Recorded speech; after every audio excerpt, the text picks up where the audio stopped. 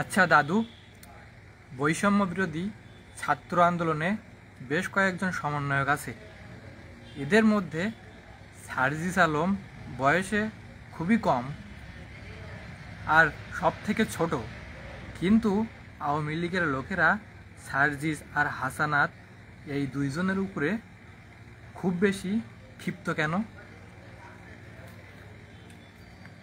ক্ষিপ্ত কেন? তুমি এক এক দিন এক এক খবর নিয়ে আসো, এক এক প্রশ্ন করো, আমারও তো বিব্রতকর অবস্থায় ফেলার জন্যে। এখন সমন্বয়করা কেন যে এইসব করিয়েছে, কেডা কি সমন্বয়ক তাই আমি বা কি জানি, আর আওয়ামী লীগের লোকেরাই বা কেন ক্ষিপ্ত, আসলে ক্ষিপ্ত কিনা, কতটা ক্ষিপ্ত কার উপরে তাই বা কী করে বলবো। তারপরেও আমি আমার অনুমানের পরে একটা ধারণা করে বলতে পারি। তোমাদের জানা আছে কি না, কয়েক বছর আগে ভারতের রাজধানী দিল্লি শহরে একটা নগর পরিবহনের মধ্যে একটা মেয়ে ধর্ষিত হয়েছিল। গ্যাং রেপ বলে যেটাকে, কয়েকজনে মিলে তাকে ধর্ষণ করে এবং সেই ধর্ষণের কারণে মেয়েটি মৃত্যুবরণ করে।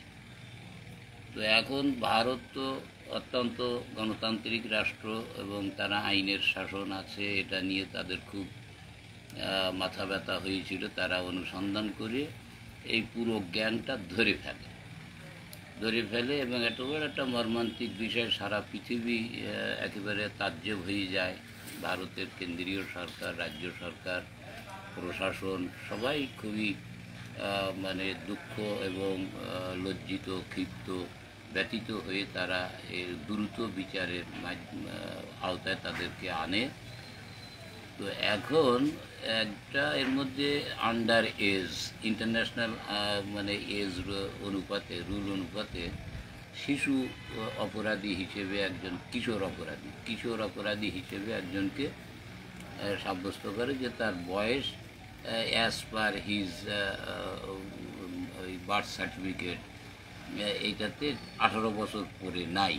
এই জন্যে তাকে কিশোর অপরাধী হিসেবে গণ্য করে সেই বিচারের আওতায় আনার, সেই আইনে বিচার করার জন্য আবেদন করে তার পক্ষের আইনজীবী। তো এ বিষয়ে আদালত ভিডিও ফুটেজ, এই অপকর্মের, এই ধর্ষণের একটা টোটাল ভিডিও ফুটেজ তারা কালেকশন করেছিল। তাদের দেশে তো রাস্তায়, গাড়িতে এবং বিভিন্ন জায়গায় সিসি ক্যামেরা এবং অন্যান্য আনুষঙ্গিক অত্যাধুনিক ব্যবস্থা থাকে, যার জন্যই তারা খুব দ্রুত অপরাধ ফাইন্ড আউট করতে পারে। তো এখন এই ভিডিও ফুটেজটা দেখে দেখা গেল যে অন্যরা একবার ধর্ষণ করেছে, কিন্তু এই যে আন্ডারের যেটার বলতেছে এটা একাধিকবার ধর্ষণ করেছে। তো এখন যেটা ছোট সেইটির অপরাধ বেশি হচ্ছে, যেহেতু সে একাধিকবার ধর্ষণ করেছে এবং ধর্ষিতা মৃত্যুবরণও করেছে। তো এখন এই যে বলতেছ অনেক ছাত্র সমন্বয়ক ছিল, তার মধ্যে সার্জিস সব থেকে ছোটো বলতেছ, এই ছোটোটাই দেখো হয়তো খ্যাপে বেশি খ্যাপ মেরিয়েছে। এই যার জন্য আওয়ামী লীগের লোকেরাই এরপরে বেশি, কিন্তু আমার মনে হচ্ছে, আমার ধারণা, তা না হলে তারপরে এরকম ক্ষিপ্ত হবে কেন। আর ওই যেটা কপাল পোড়াই নিয়ে যেটা, ও তো ওই মানুষকে ধোকা দেবে বলে কপালে অ্যাসিড পানি ডলিয়ে ওইটা ওই কপালে দাগ করিয়েছে নামাজি সাজবার জন্য, মানুষকে নামাজি সেই যে ধোকা দেওয়ার জন্যে এই কপালে দাগ করি। এই জন্যই এটারে কপাল পোড়াই নিয়ে হাসনাত বলে লোকে, কপাল পোড়াই নিয়ে হাসনাত। তো এখন এইদের বেশি মনে করে বাংলাদেশ উড়ির, ওইটি বাংলাদেশের সর্বময় কর্তা, ও যা বলবে তাই হবে। ও সকালবেলা বলছে যেটা বাতিল করতে হবে, বিকেলবেলা বলছে ওটা চালু করতে হবে। ওরই ওপর যেন দেশ মানে চলতেছে, ওর ধারণা এই রকম। তা ওই কপাল পড়াটা ওই বেশি বাড়াবাড়ি করে। আর ওই যেটার অল্প বয়স বলছে, তো ওইটা আমার মনে হয় সব থেকে বেশি মানে খ্যাপ খেলিয়েছে, যার কারণে আওয়ামী লীগের লোকেরা ওর পরে ক্ষিপ্ত। এখন এই তাছাড়া আমি আর কি অনুমান করবো যে কেন ক্ষিপ্ত। তবে ওদের কথাবার্তায় আমার মনে হয় ওই ছোটোটাই বেশি অপকর্ম করেছে, ও খ্যাপে বেশি, বাড়ে বেশিও। তাহলে এখন ওদের বিরুদ্ধে কি করা যাবে?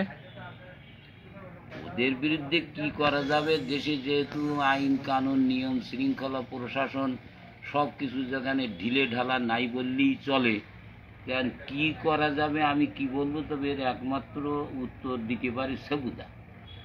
সেবুদা এ বিষয়ে অত্যন্ত অভিজ্ঞ পারদর্শী। সেবুদার কাছে জিজ্ঞেস করো যে এই সার্জিস আর এই কপালপোড়া হাসনাতের এদের বিরুদ্ধে কি করা যায়, সেবুদা বলে দেবেন। তোমরা সেবুদার কাছে শুনতে পাবে।